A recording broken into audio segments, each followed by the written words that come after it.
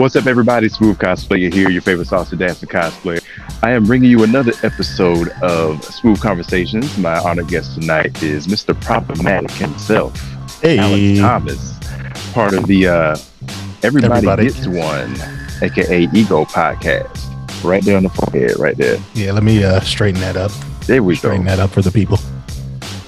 Everybody gets one. Hey, everybody. Glad to be here. Glad to have you, man. How's life treating you, man? It's well. It's Uh-oh. well. Uh-oh. You know, got a little marriage situation coming up. Uh-oh. Marriage situation. That's right. You are about to tie the knot this month, right? Yep, December 11th. December 11th. Nice. I'm trying to figure out December 11th for some reason. Okay. Because you know what? So- December 22nd, The Matrix comes back. Yes. That's why it's resonating with me. Because I picked the date. Nice. And on December 22nd, 1982, the first day of winter, Smoove came into this earth. What? Oh, you're a winter solstice, baby. Yes, Let's go. yes. No combo okay. gifts. No combo gifts. I Why don't care not? if you, because it ain't the same day. You deserve it. It ain't the same day. No. I don't deserve because of what my parents did 9 months before that. Ain't my fault they did what they did 9 months before Christmas. Well, guess what? The world has to pay the repercussions, so you deserve gifts. You bring me into this Indeed. world, gift me. There we go. All I'm saying is this. I don't care if you just give me a hug. Don't tell me that one hug is for both days. Oh no, yeah, Just- yeah. Oh no, just say- yeah. Just say happy birthday and leave it at that. I thought you were saying like, oh yeah, no, you don't want combo gifts. No, you deserve combo gifts. You got the 22nd and 25th coming up back to back. Shit, I'm taking everything.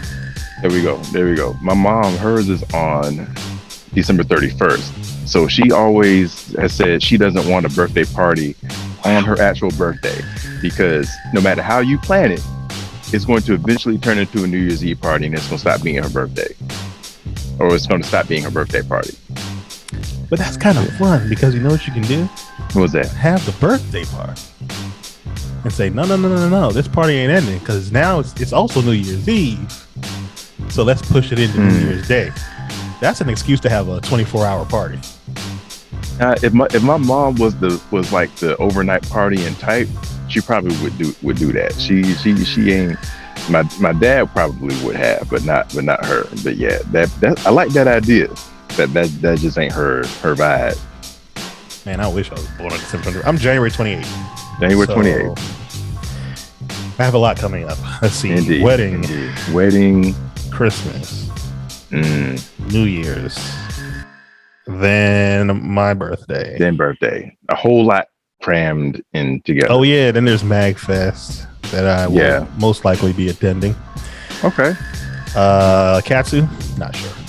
Mm, I'll think about it. gotcha. Yo, I want to ask you because I know you said you got the wedding coming up December 11th. What? Because I let me see, just hit 7 years back in September. But I can remember all the craziness that comes along with planning a wedding, the guest list, all this other craziness, right? What's been the most irritating thing about this process for you so far? See, now she's gonna laugh at this part because was I involved in the planning? You can say that, but I really didn't do anything. Gotcha. The most annoying part, actually contacting people and getting addresses and phone numbers of people that I haven't spoke to for years. So it's like my godmom and my cousin in New York, trying to gather all these people together. That is annoying. Plus, I don't like planning anything. Yeah, I don't. I'm with you. I don't like planning anything. If anything will make people understand and I'm not saying you didn't, I'm pretty sure you do, but if anything will make someone understand the value of an RSVP, it will be planning your own wedding. Oh yeah, I understand it now. Because you gotta account for like the seats, the the plates, food, all of that. Yeah, food. The most expensive thing on the list. Yes, you're doing all of that for somebody to be, I'm gonna come, I might not come, I don't know if I'm coming yet. Like, no. I need you to check that box. Yeah, hit the box. Let me know. Are you serious or not? Yeah. Because now I'm not gonna say I wouldn't be the petty type. You know, you ever heard those stories where somebody's wedding guest did RSVP'd and didn't show up, and they send them a bill for it, or they send them a receipt for it? You ever heard those stories? No. Yeah, that's a good idea. I've heard of that happen. I'm just like, man, you gotta. No, I'm billing you. Right. I'm that level of petty. I'm billing you. Okay. I mean, and that is why he is Mr. Problematic, y'all. Yeah. I'm billing you. Don't show up to my wedding. Okay. Yo, $125. Thank you. When we get done, I'm gonna send you this. I think it was called like the most real wedding invitation ever, or something like that. It basically like had people's actual not people's actual responses, but what they would really actually respond with when it comes to like different choices. It's hilarious. I might actually put it up in the video here in post production. But when you read it, you'll agree. You'll be like, yeah, this is what should really be on these invitations.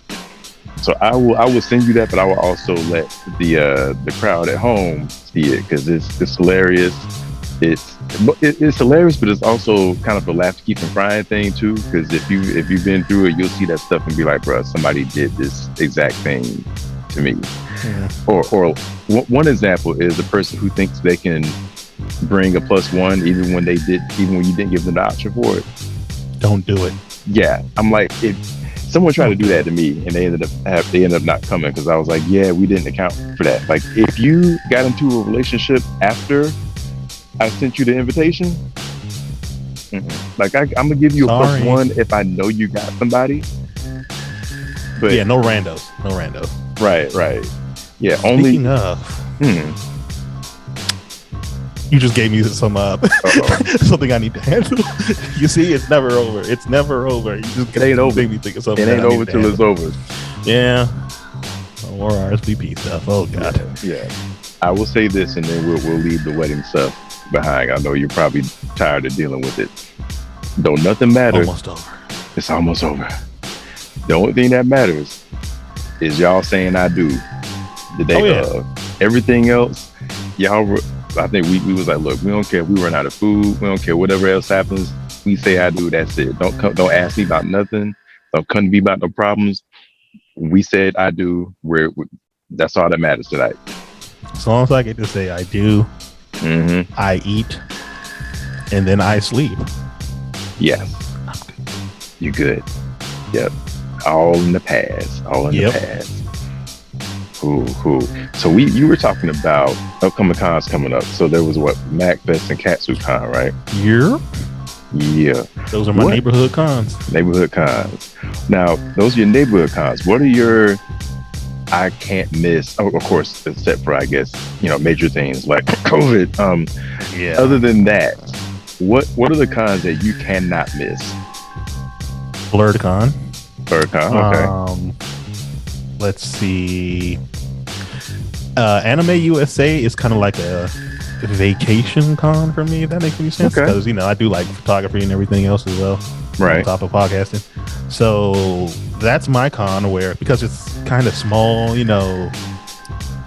don't want to downplay the con, because my first time there, I had a great time because the voice actors from Cowboy Bebop were there. So nice. It was amazing. So that's kind of like my chill con. Like, I'm not going there to shoot unless I feel like it, and it's very sparingly. And I'm just there to hang out with my friends and have a good time. That is it. That is it. I'm not doing anything else. Because usually with other cons, I'm definitely going there to shoot.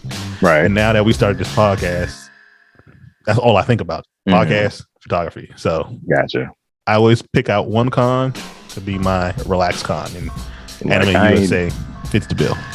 Like, I ain't doing shit at this con. I'm just chilling, vibing, all of that. Another one not to miss HBC Yukon. I cannot miss that one. Yes. Big shout out to the one of the other members of the Everybody Gets One podcast, CC the Geek. That just reminded me, with this interview, I have collected all the original members of the Ego podcast. You are the third of three. I had CC on here before y'all started the podcast. I had almost a year ago, I interviewed Sam. Yeah, I saw Sam. And now I got you. Hey, now you've collected the Holy Trinity. The Holy Trinity collected. But you got the original trio. The original. I still need to get you gotta get Rio. Yes. Yep. Griffin Studios. Shout out to Griffin. Yes. Gotta get him. Cool. So I think three of y'all got something in common, which is photography. When did you fall in love with photography? Okay, let's get into that story. Long story, huh? Long story short. Okay. Breakup. All right. I needed something to do. Keep my mind off of it. And to when you get into something, you can't think about anything else. Yeah. So I kind of use that as like a little bit of like a therapy thing, pretty much. Gotcha. So me trying to figure out this camera, because I did take one photography class back in high school, but at the time that this happened, I was way out of high school. So I'm sitting here like, okay, tinkering with this camera that I just spent over $300 on, and I'm like, I'm not taking it back. I need to figure this out. Yeah. So I'm sitting there just tinkering. I did remember a little bit from photography class, but the YouTube University, as usual. There you go. Help you out with anything.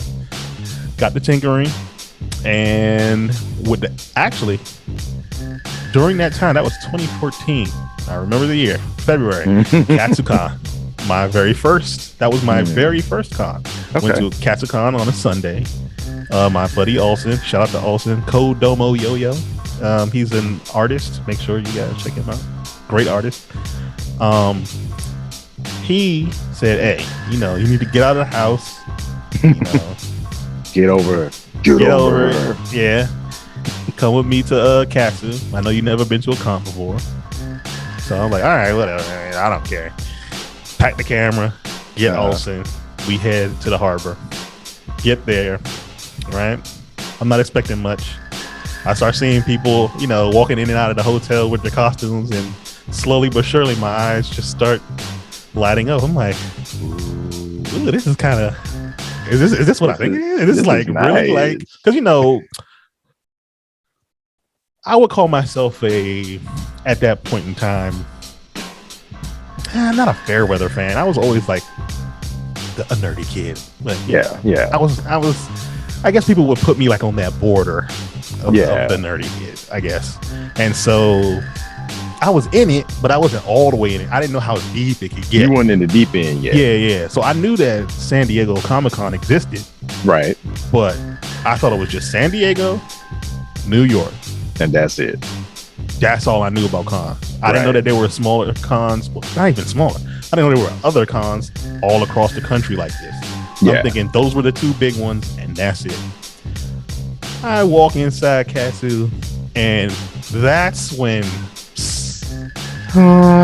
yes, my eyes lit up. So many colors. It was just like, like little kids, they were attracted by flashing lights and colors. Yeah. That was me. I'm just like, this is so amazing. And I'm just running around. I was like, can I just ask people to take their pictures? And also, it's like, yeah, just ask. Like, boop, boop, boop. Can I take your picture? And I'm just running around asking people for pictures. And, and I guess that's when, it had a little uptick. That's when I was like really in love with it. That's when it really hit me that, I'm going to try to master this. Okay. So would it be safe to say you fell in love with photography in general and cosplay photography at the same time? At the exact same damn time. And it made me start an Instagram account just for it. My old Instagram account, it was Photo Jutsu. That was the name of my old account. It's still up, and I don't know how to access it because I don't remember the password. But if you guys look up Photo Jutsu, you're gonna see like a little ninja on there with a camera. Olsen drew that. Olsen drew that for me. My my avatar or whatever it is. So you get to see all my old work over at Photojutsu at Instagram. Well, no, I said at. I'm just showing my age. You get to see my old work. Yeah, at Photojutsu. Yeah, you can find that there.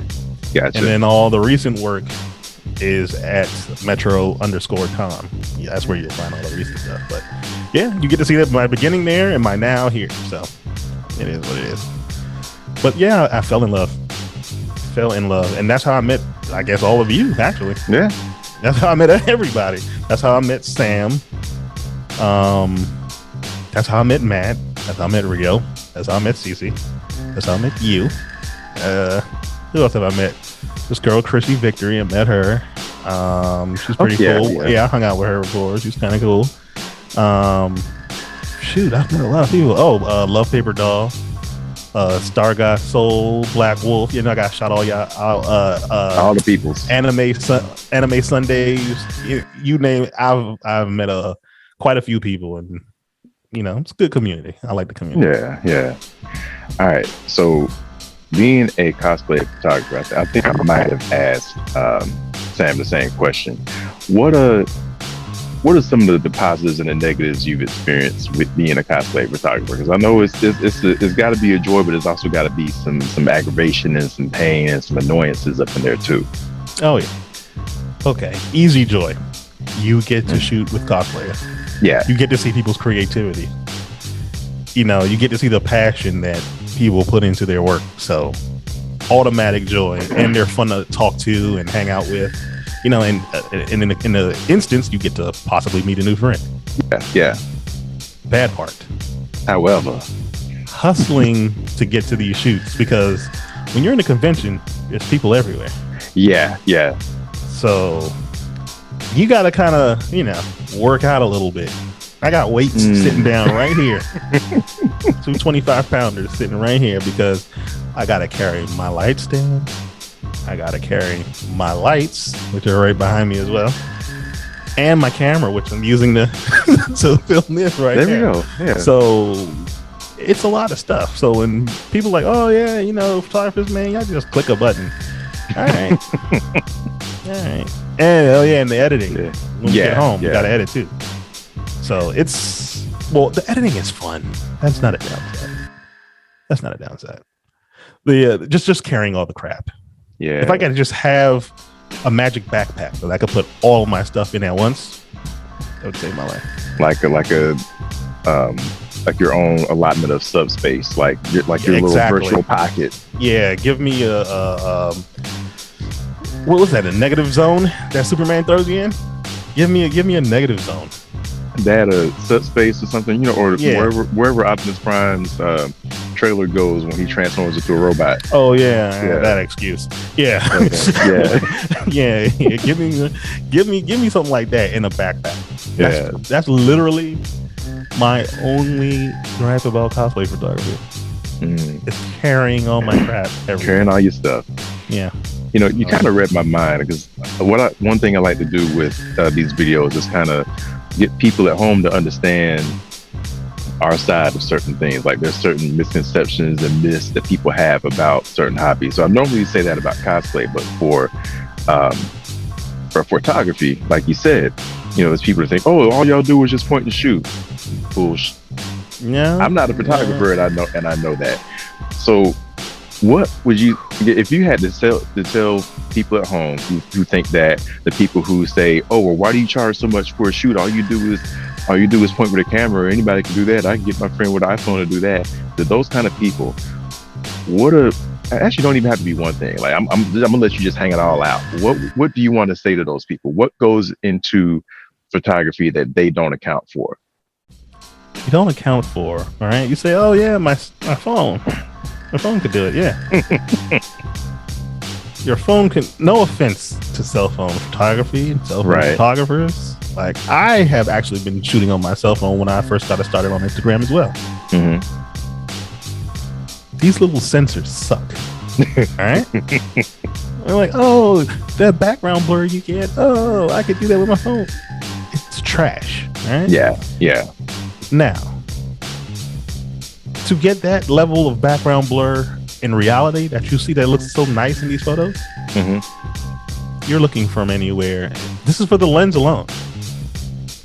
Looking anywhere from $150 to $1,000. Mind you, I'm talking about the low end. Yeah. That's for the lens. Your camera body. Now, let's be honest, your camera body, you can sort of kind of get away with any camera body, but you got to make sure you're aligning with the right mount and the right system, because I've taught a couple people how to shop for cameras and everything, and sometimes people don't listen to me and they just go for the biggest and the baddest thing, and then they wonder why they don't have money for lenses. It's because learn from what I say and not from what I do.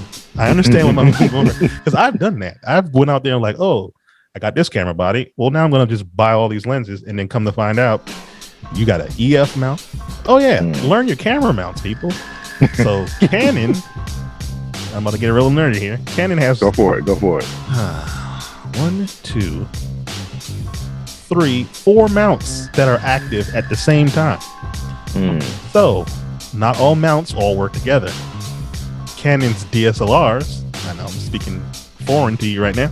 Canon's DSLR cameras have 2 mounts. You have your EFS and your EF mount. You can put your EF mount lenses on the EFS cameras, but you can't put the EFS lenses on the EF cameras, right? So you got to be careful about that. And now they have the M system and the RF system. So they're both mirrorless, and they can't exchange mounts with each other. So be careful on which one you buy.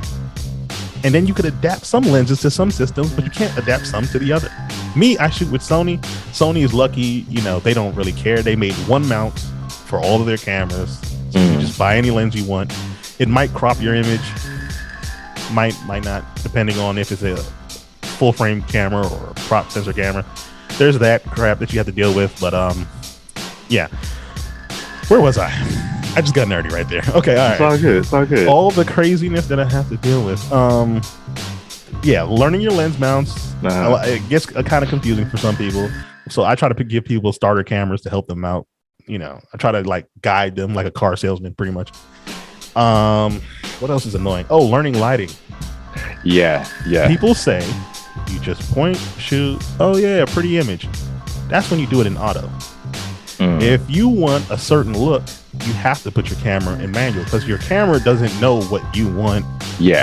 All the camera knows, especially these, all they know is, okay, whatever is in the middle, it needs to be bright and in focus. So the camera is going to do whatever it wants to do in order to just get that to happen. Usually that's not what you want. Like this look that I have here, I had to set my camera to a certain aperture, to a certain shutter speed, to a certain ISO, and then I have all of these lights around me to help give me this look. You can't get this look in auto. Just let you know, it's not going to happen. So that's another thing people don't account for. The price of these lights. Not just your camera, not just your lens, the price of your lights. Oh, and then you need something to carry them with. So that's why I say I hate, carrying my stuff everywhere, because you also have to spend money. Oh yeah, spending money. You also need to edit these photos. Can't edit a JPEG like that, really. JPEGs are baked in, so you need the raw files. Again, something you're going to learn. You need to put them in some type of software that you're either going to pay a rental fee for, or you're going to pay right out. If you pay right out, you're paying like $400 or $500. It's a lot of money. Yep, Capture One. If you want to rent, use Adobe software. Either which way, you're going to pay a boatload of money. I think that's another thing that people don't get. It's like you're not just paying for the action right then of your photographer taking pictures of you. You're also paying for their expertise. You're paying for, you're helping them recoup some money from all the freaking equipment that they bought and are using. The rig, the lights, all of that. There's so much that you're paying for. It's almost like, I think it's that thing where someone says, hey, someone's doing a portrait of you, right? And they're like, well, you only spent like 10 minutes doing this portrait. Why should I pay you that much? Like, you're paying me this much for me to be able to do it in 10 minutes and not in 2 hours. Exactly. Like, you're right. The skill that I've learned to be able to do it that fast, that's what you're paying for. You're not paying me by hour. You're 100% right. A lot of people will be like, oh yeah, it's okay. Let me tell you something. If a photographer, there are good and bad photographers, right? But we all grow, right? So right. Not to dump on anybody who thinks, oh, this photographer is bad. He's talking about that photographer or this photographer. Yeah. We all grow, right? Exactly. As we grow, our prices will start to go up because we understand our value and we understand the investment we made, right? Even if it's just in photography education, right? Even if we just buy classes and courses, that costs a lot of money too, right? So let's just say I had my same original basic kit, which was my T3i and trusty 50mm lens, right? And let's just say I got really good just on that camera. And mind you, that's another thing. A lot of photographers don't like that. When you say, oh man, your camera takes nice pictures. It's not about the camera. No, I take nice pictures. Yeah, I took the picture, not with the camera. That nice camera. Exactly. The camera just happens to be nice. Right. Not the camera. All right. So let's say I still had my Canon T3i, 50mm lens, right? Right. If I just invested in education alone, that's still a lot of money, right? And I still got to a top tier level on my T3i, still a lot of money. So I'm gonna go from charging maybe $50 here, and prices get high. So we can $50 here. Yeah. Mind you, I'm lowballing. That's super lowballing. Right. $50 here, $100 there. Then we start getting up there. 500 maybe, 500. Some photographers that are top tier, they're charging you like $1,000, right? But why do people pay that much? Because you're getting a photographer, like you said, in a timely manner. It's not about how long you get this work done, because people usually equate value with the amount of time spent. Yeah. Time spent doesn't necessarily mean length. Means equals better. Yeah, it doesn't always mean quality either. Exactly. Sometimes shorter amount of time and getting you in and out is more valuable than keeping you sitting there. So there are some photographers. I was watching the video the other day of this photographer. I forgot his name. He did a shoot with 50 Cent, right? And he was talking about how when you do celebrity shoots, right, you have to understand that people are busy. Yeah. You can't do what we do in cosplay photography, where we're hanging out with you guys and having fun with you guys. You can't do that. You can't have those types of hangouts and talks and all that stuff. Yeah. They want to get in. You need to be done in 15 minutes, maybe 20. So all these lights are already set up. Have your lights set up, test them out ahead of time, and get it done. So a lot of what you don't see is us preparing for the shoot. Yeah. And the logistics behind all that. Like, it's a lot going on. So don't always gawk when you hear your photographer tell you, it's like $300 for a shoot. There's some great cosplay photographers. Man, I wish I remembered their IGs right now. They are amazing, and they're only charging like $100, $150 for a composite. Like, you're getting a good deal, because you don't understand. He took that picture there in front of you in like 5 minutes, right? And he's gonna go home, spend his whole day or her whole day in her office. Might have a family, gotta ignore the family for the day. And mind you, some of these composites, they don't take a day. They take several days at some time. I've only done one composite, and actually Sam helped me with the composite. He helped teach me how to piece things together. Learning Photoshop is another skill that a lot of people don't take. It's not easy. I know. A monster. It is. I know how to put a lightsaber effect on somebody, and that's it. And that took me a while. I don't know about heart. Hey, it's fine. I don't know about heart. Every time I have to do it, I just revert back to the video. Yeah, I go back to the same exact video every time. That's another thing. You're a photographer. You're problem solvers, right? Mm-hmm. We have to find ways to get things together. You know what I have in my some of the most valuable stuff in my photography bag? It's tape. It's tape. It's tape and scissors.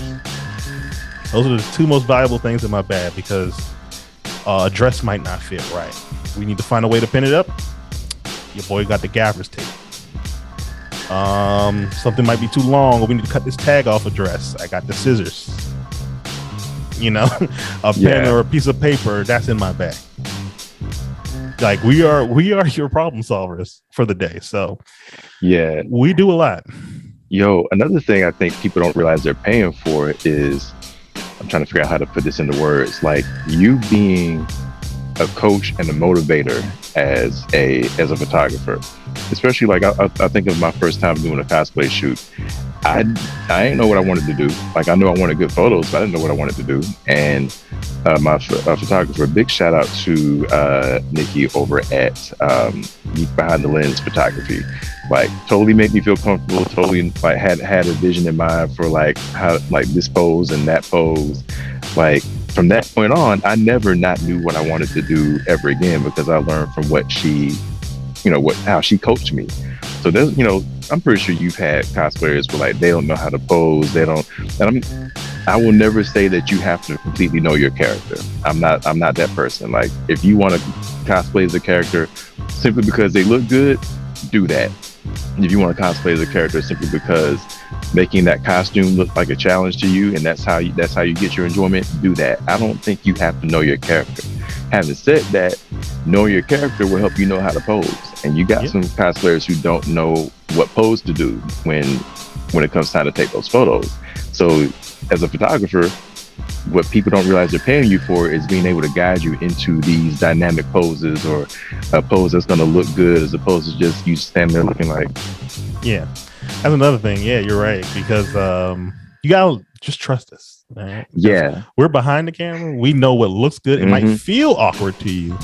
Like, this doesn't make any sense. But when you see it behind the camera, you're going to say, I got you.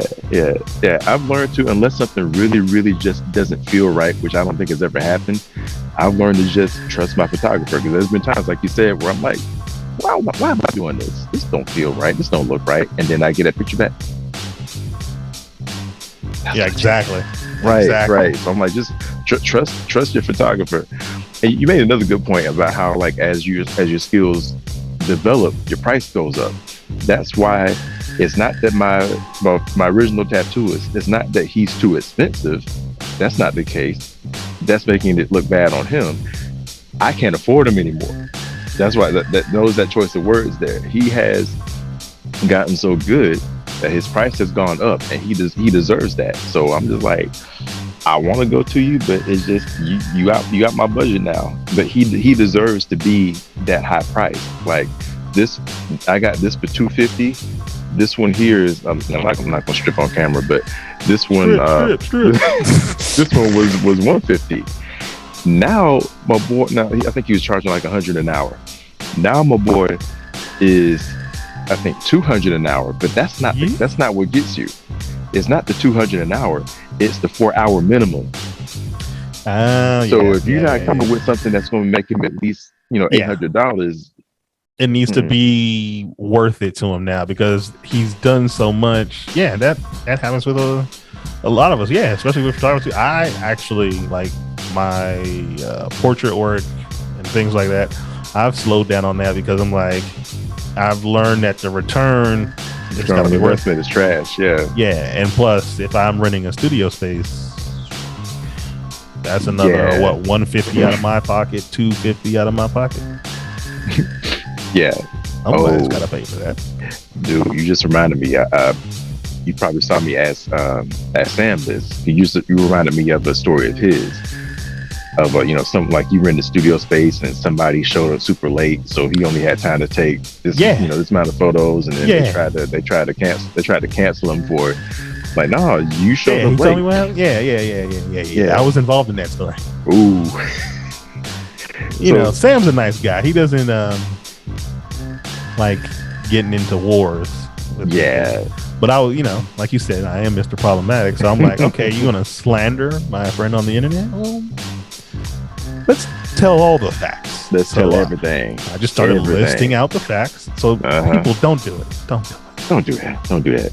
Don't do it because I will research. Yes. What's the guy's name? Ian Lethan, whatever his name is. The guy from Taken. I don't know his real name. Liam Eason. It rhymes. I don't know. Yes. Yeah. It's funny. I was you. just watching. I'm starting my yearly Star Wars binge, so I just watched Phantom Menace the other day. So got to see him get impaled with a lightsaber. Oh God. Yeah, we don't speak of that. Yeah. But yeah. I'm very protective of my friends. So don't do it. There you go. Don't do it. Don't try it. Don't do it. Bad idea. Especially when someone is still courtesy, is giving you the courtesy. Right. Of taking your pictures, even though you're late. Mm-hmm. And you're in the back posing for Instagram. Uh-huh. And then I find it. She didn't have her makeup done either, did she? No. People at home, when you go to a shoot, have your ish together. Yeah, it's before you get there. Be on time and have your stuff together. That means get your makeup, get your costume together as much as you can wear before you actually get there. Or get there on time to be able to get into your costume so you can start the shoot on time in costume and in makeup. Please. Yes. Yes. So having said that, other than that incident that you experienced with Anna, what would you say is your nightmare experience as a photographer? That's a good question. Have I had a nightmare experience? Other than that person trying to come for me with Sam, because she came for me. I'll give her kudos for that. She came for me. Fake email. Yeah, man. Fake email accounts. Sending me fake emails. But something's wrong when you got to come with we got to come with the fake accounts. Yeah. We even found other photographers that she's tried to harass. Ooh. Like I'm not even playing. Like it's like a whole collective. I know like. The photography community is pretty small. Like when you're in your area, you end up linking up with other people. Wow. In your area. So basically, she was like, "I'm a show up late, and I'm gonna not start on time because I don't have my stuff together. I'm gonna try to lowball you and slander you." Yeah. So yeah, it don't work. I don't think I've actually had a nightmare. Oh no. It wasn't a nightmare. It was a lesson learned. First time doing a big wedding. Right? If you're gonna do a wedding, do not wear dress shoes. It's actually not a good idea. Yeah. If you're the photographer, you should dress decent, like decent enough to not stick out. Semi-formal. Yeah. So you can kind of blend in. Don't wear dress shoes. All black tennis shoes, black socks, like black normal socks, not black dress socks. I came in there dressed up, man. You was part of the wedding party. Pretty much. All right. Make sure you get all the details of the wedding because I didn't do that either. My buddy told me, "Hey man, show up at 11 a.m." I wasn't thinking. All right, show up at 11 a.m. Shoot these groomsmen, bam, bam, bam. I'm not noticing, man, this day is getting kind of long here. We haven't even started the ceremony yet. Wow. Didn't bring any snacks. Didn't bring anything to drink. Wasn't offered food by the wedding party. Ooh. Oh no, we were offered liquor when the wedding was ending at 11 p.m. When did it start? Like 5, either 3 or 5. So they said for you to show up at 11 a.m. to take the pictures, but it didn't start until 3 at the earliest. The groomsmen's getting ready and all that other stuff. Yeah. Did all that. Do the behind the scenes. Everybody's getting their ties tied and all of that. All that stuff. The bride's side too, so that we had to drive from one location to another location. Wow. get all that done, then getting the ceremony done. Then, gathering the wedding party together was a mess. Because you got to herd them jokers together. Yeah, and it was on a golf course, and they're all over the place, just drinking and having a good time. So that took a while. And not eating all day. So that wasn't a nightmare scenario. That was sound like a nightmare. Sound like a daymare to me. It was a very good lesson. Man, I'm not gonna call it a nightmare because it was the shooting was it was a nice wedding. Yeah, a really nice ass wedding. I just did. Come on, look at me, man. I'm a big boy. I need something to eat, man. You can't just leave me there. Like, please feed your photographers. The last two weddings and the vow renewal I was involved in, they fed me. But it's the right thing to do. Feed the staff. Yeah, definitely feed the staff. Yo, that reminds me of I'm pretty sure you've seen this go around the internet in the past few months. There's a story of this wedding that happened, and the bride and groom, there was a person who was already RSVP'd to go to the wedding. Said person was a dog groomer, and this person, takes pictures of, the client's dog.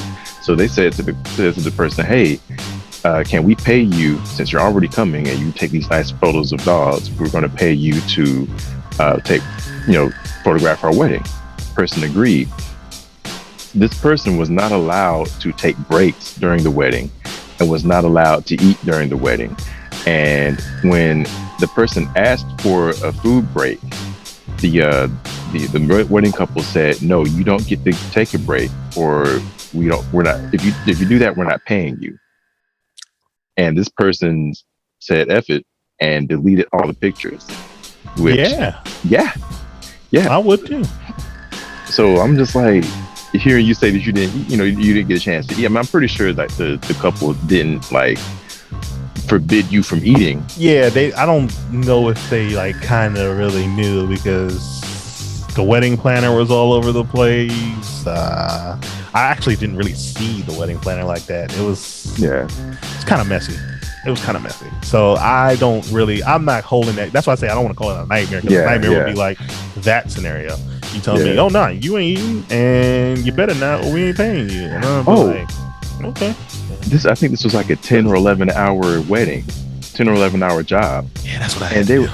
And they were only getting $250. Even I, as a not photographer, know that's being lowball.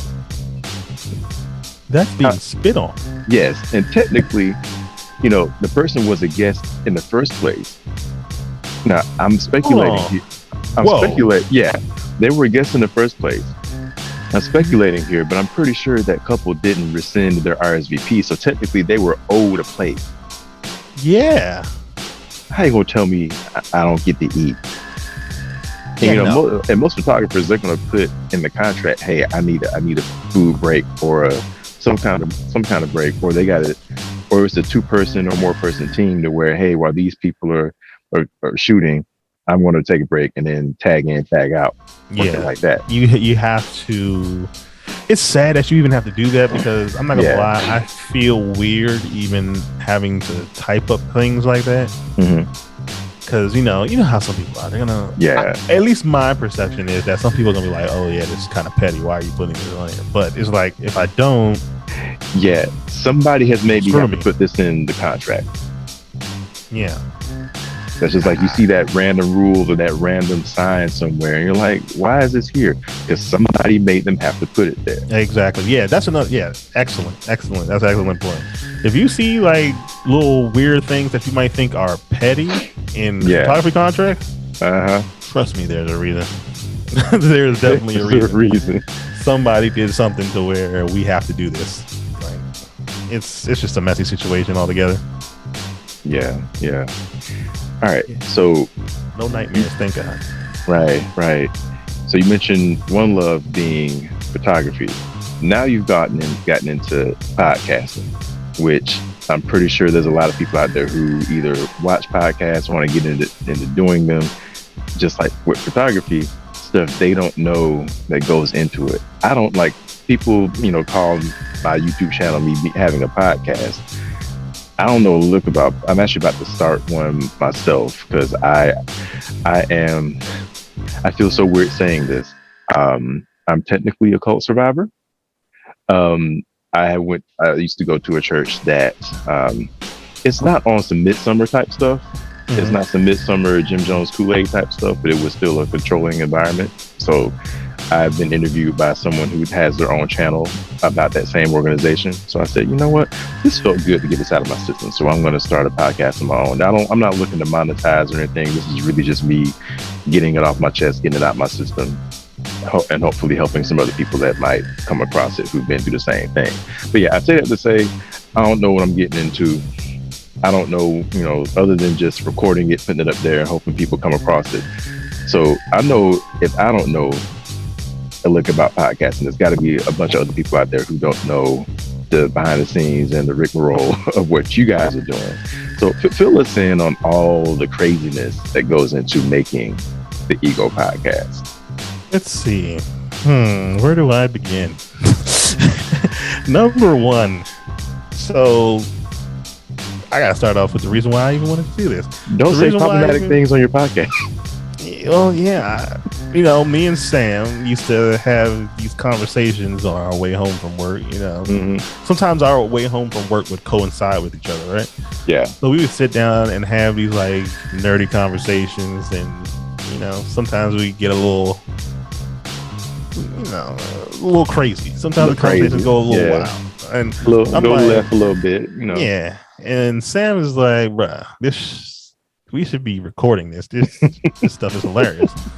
And he knows that I was like a big fan of podcasting. Like I used to listen to a lot of stuff. Tariq Nasheed, I don't listen to anymore. That was like my first podcast, but he was kind of funny. I don't listen to him anymore. Joe Budden, don't listen to him anymore. I can see why. Ever since Rory and Mal, man, I can't do that. anymore. All my podcast people, y'all know what I'm talking about. DJ Academics, I still listen to him to this day. Even though he wasn't a podcaster in the beginning, he's just a good speaker. He knows when he started off on YouTube, just when you didn't know who he was or what he looked like, and he was just like talking about stuff that's happening and rap and all that other junk. Yeah, I like that. And now he has a podcast now, which I love. Who else? The Brilliant Idiots, Charlamagne the God, and Andrew Schultz. Love that podcast. I just love listening to podcasts. I have like a lot to read. For Your Leisure. Like there's a lot of podcasts that I listen to that I don't even have the time to listen to. Yeah. I just love listening to people's different perspectives on things. So if there's a great speaker out there, I like listening to them. And I know, okay, problematic here. I'm sorry, I'm gonna mention his name, but I like listening to Kevin Samuels. I said it. Ooh. Hate me, it's okay. My comments are going to be on fire. No, they're not really. I don't get that many comments. Me saying that I like listening to Kevin Samuels might cause a problem. But we have to admit he's funny. I will admit I actually I know him by name because of all the controversy, but I don't think I've ever actually watched anything of his or listened to him. You should give it give the one that got. First of all, there's two that made him technically famous, right? There's one where a lot of people try to ignore this one, the one where he's going in on the guy. There's a guy that he goes in on, and then the one that went hyper viral on YouTube was when he went in on his girl. Now, the reason why he goes in on people is when so basically he's supposed to be like a relationship guy. He's like a relationship. I don't know why he should call in, but he's like a relationship guy. And so the first time was this dude called in and was like, I don't have confidence in myself. I'm trying to get girls and blah blah blah. And so let's be honest here, okay? In order to be attractive to someone, you have to exude certain qualities, like I'm talking about humanity in general. Right. As a whole, men have to exude certain qualities usually. to attract a certain type of woman, and women have to exude certain qualities, usually, to attract certain type of men. I'm not going to get into what he said to him, but he did not exude qualities that are attractive to most heterosexual women, right? And Kevin went in on him, right? Now with the girl, everybody knows that one. I'll just put it like that. Everybody knows that one. He went in on her because she was like demanding certain things from a man that isn't owed to anyone. Gotcha. Nobody owes anybody anything, and nobody deserves anything. We're lucky to have the things that we have, or we worked hard for the things that we have. Either which way, some entitlement going on, basically. Yeah, there's a little entitlement going on. So that was that, and he went viral for that. So, and he reminds me of like a grandpa. He's like a wise old grandpa who's always grumpy. I like that. Yeah, I like grumpy people. I like heels. See, this is why I'm Mr. Problematic. I like heel characters, villains, and anti-heroes. You can't be too good. I don't like goody two-shoes. It doesn't vibe with me. Yeah, I gotta stop for anti-heroes myself. I'm with you on that. Yeah, I don't like that type of man. But back to the subject. I just like great speakers. Yeah. Right? I like speakers who are not afraid to voice their opinion. That's why I find Kevin Samuels entertaining. That's why I find See, I'm naming problematic people. Charlemagne the God. Mr. Problematic. Exactly. I find him entertaining. DJ Academics is problematic. I find him entertaining. Andrew Schultz, problematic. So, I don't know why, but I find him entertaining. Come on.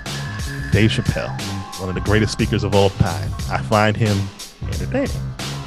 So I just always wanted to get involved in that space because the conversations me and Sam were having were pretty funny, and somebody need to hear this. Yeah, somebody needs to hear it. And I'm like, we have these types of conversations all the time with your friends, but but not in the I don't hear it on air in the nerdy space. In our blurred and geeky area of the, I guess, nerdosphere. I'm gonna call it the nerdosphere. Yeah, I don't see people talking like us in the nerdosphere. So gotcha. I'm like, why don't we bring that into the nerdosphere? I feel like the nerdosphere is kind of a safe space it tries to be. Tries to be. We do have our problems in the nerdosphere. We have us as a whole. We know all too well. We all have our problems, right? But I don't see many people just cracking a couple crazy. Yeah, just go to our channel. Right? Yeah. I say some things that I'm not going to say on this. See, I'm being very PC on this one. I'm not Trust me, I know he's doing me a favor by not doing an excellent job. Right? Yeah, I'm watching my work. There's things that I want to say that I'm not going to say. You're behaving. I give you that. I know when to be PC. So yeah, I'm like, we need to have these conversations and just have fun with it. Yeah, let it all hang out. Yeah, CC, I consider CC to be like the. I don't want to use. I know a little. I'm gonna call it like the right hand of God. All right. So that's the benevolent end. Right. Mm-hmm. I think of Sam and Rio as kind of a neutral zone. Right. Like we're a little bad, but we're a little good too. They're more balanced. Right. Mm-hmm. And I would be the left hand of God. Yeah. There we go. I'm the Infinity Gauntlet. I'm willing to just snap stuff away. Yeah. I'm willing to let's just do it. Let me ask the real question. Like I said, I like heel characters, so we need some balance on the podcast. So I'm willing to take the heel heat for that because I find all this stuff funny. I watch South Park all the time. I watch Dave Chappelle. Like, come on. How many seasons is South Park now? Because I remember that started when I was in high school, and I've collected the DVDs like up to 14. I don't remember where it is right now, to be honest with you. I have no idea. It's like the Land Before Time. Yeah, I know it won't end, but I like that it won't end. Like they're really, you know how they do their topics. They literally just stay on top of them as time goes on. Like they literally, what's happening right now, and they try to make it for like next week's episode. Like they do rush jobs. That's the way they work. They don't plan this stuff. Yeah, I think when you keep the animation the way that it is, it makes that easy. Like it's not horrible animation, but it's not like, you know, big elaborate anime type stuff. Yeah, they're not going that hard. It's 24 seasons. Yeah. Wow. Yeah, and I stopped at like season, I forgot. I know I'm in the team somewhere. Jam. But yeah, they're at 24. But yeah, I didn't get into all what it takes to make a podcast. Okay, yeah, I went on a derail. No, you good. To be honest, we went a little overboard, but it doesn't take much to start a podcast. I'm a stickler for quality, right? So because of photography and everything. So yeah, that's why I spent the money on this stuff. You don't have to. You can literally start off your phone and an app called Anchor, and it will publish your podcast for you, right? Mm-hmm. I also had this mic right here. I'm glad I have it here. This is called the Blue Snowball. Right? Yes. This is the mic that started it all with me. Right? It's only $60. It's only $60. USB in the back. Plug it right into your computer. Record your audio, and there's free audio programs. You don't have to pay for audio programs. This is one called Audacity that sits on my desktop right now. Just use that. Use Audacity, this, and if you have multiple people, like how we're doing right now on Zoom, you can do it that way because you know the virus that shall not be named. That thing has messed things up. You can do it over Zoom just with this. It comes with a USB cable, plug it into your computer, and you're good. You got crispy audio. Crispy. Yeah, if you want to get more intense with people in the room with you, now you need a mixer that might cost you $600. Now you need XLR cables. You want a better microphone, $100. You're spending hundreds of dollars on all this stuff. So now you're crossing into territory that you kind of don't need to. Yeah. Until, maybe you're gaining some momentum or whatever. Me, I'm a stickler for quality. If I'm going to do it, you're going to do it. I'm going to do it. Sometimes it's not worth it to cheap out on certain things. This is not actually considered cheap though. This is $60. I don't consider this cheap. And it actually sounds good. So if you go back and listen to earlier episodes of ours, we have them up on YouTube, and if you hear, well, I guess you'd have to see. Yeah, you'd have to see them. You wouldn't be able to hear this microphone. So if you see this mic, this is the mic that I used to start it off. But yeah, you don't need much. Yeah. Everybody at home, for those of you who have seen my interviews for like the past year, that same snowball mic that he just put up, that's what I've been using for the past year. Anytime I do Zoom interviews. Now I'm actually, I don't know if this is gonna mess up the audio at all. First time using this thing right here. I think it's the HyperX. Yeah, that's the one Sam got. Yeah. So if y'all hear this and y'all feel like it sounds better than my last ones, y'all let me know. Let me know in the comments. Oh yeah. But yeah, that snowball one is, I do recommend that one. It's a pretty high quality one. My wife got it from somebody. They gifted it to her, and we both been using it for our various. And you see, I haven't gotten rid of it. Yeah.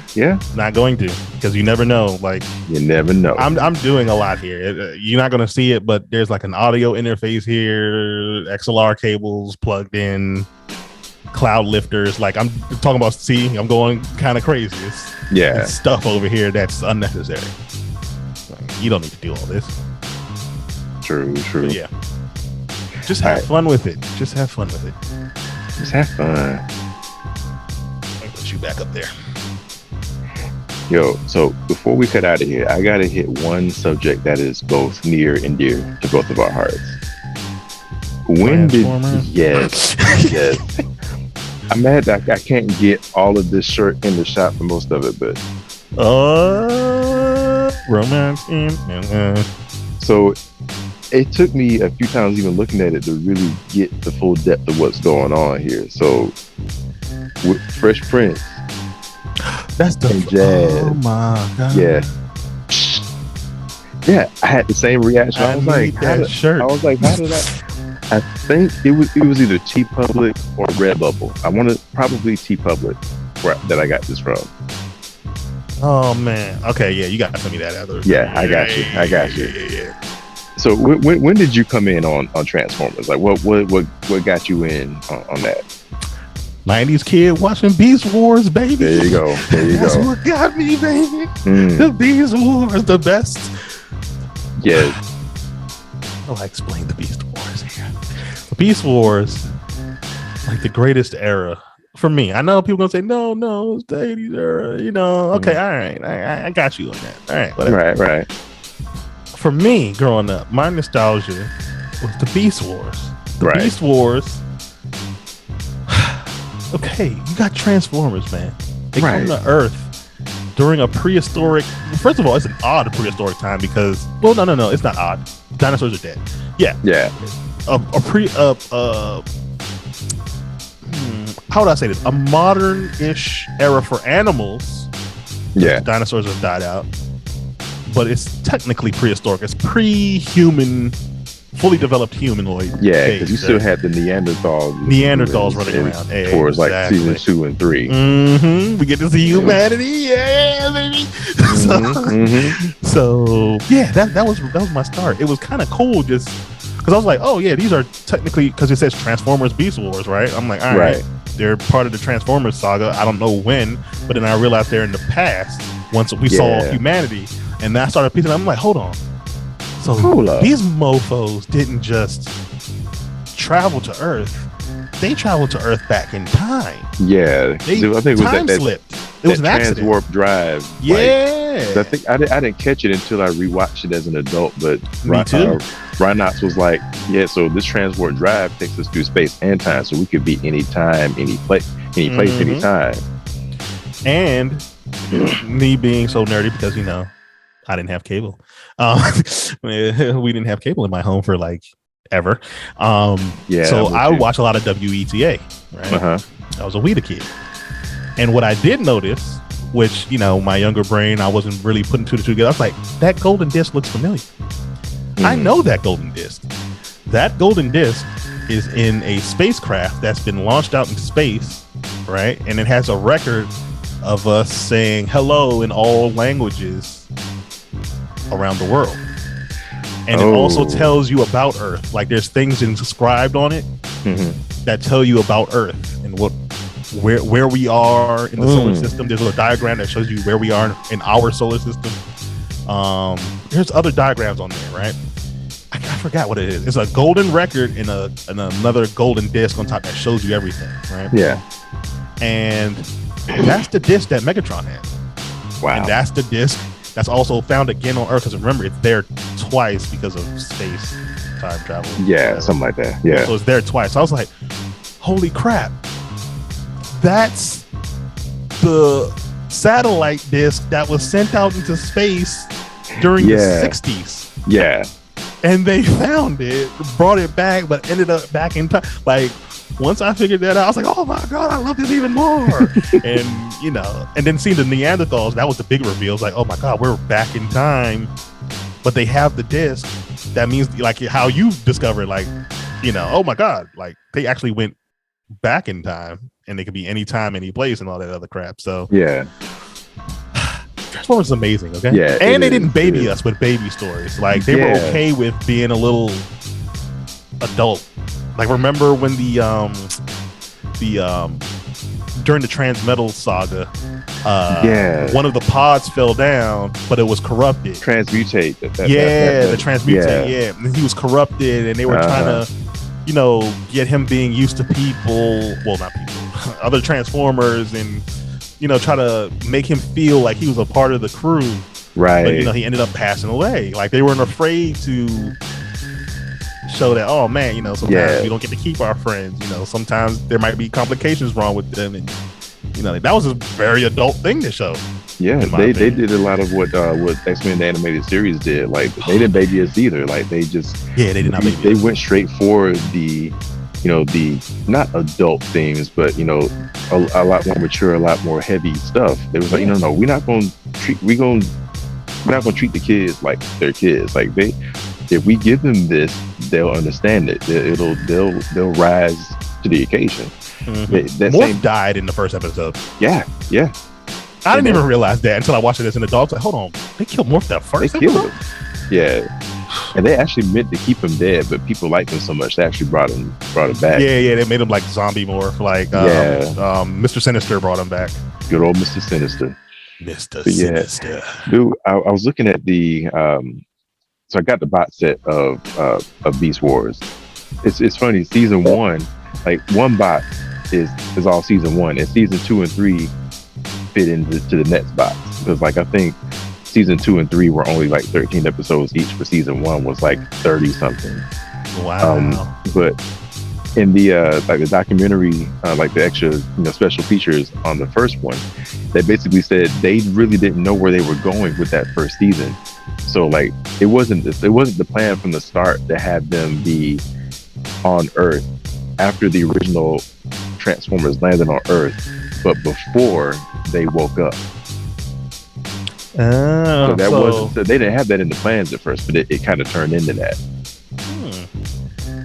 Okay, all right. They were just doing like random episodes for a long time. Yeah, they weren't like necessarily like they were connected, but they weren't necessarily. It was like episodic. Right. There were certain ones that were connected, but once you got into season 2 and 3, everything was one cohesive story.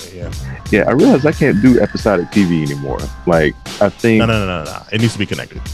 Netflix and Disney Plus have kind of ruined that for me. Like I tried to, like I got thank you, Kevin Feige. Yes I got every episode of the original Transformers. Every American episode anyway. I don't have the Japanese ones that kind of came after season 3. Every episode of Beast Wars, every episode of G.I. Joe, every episode of Dragon Ball Z, every episode of what else do I got over there? I think that's it for like everything that I have every episode of. So I tried to. So I will. Oh, Robotech as well. That was my first anime. Watch Robotech actually. It's good stuff. It's good stuff. My first anime was Ninja Scroll. Nice. Very graphic. I'm like, this is that's happening. Oh, okay, yeah, that happened, yeah.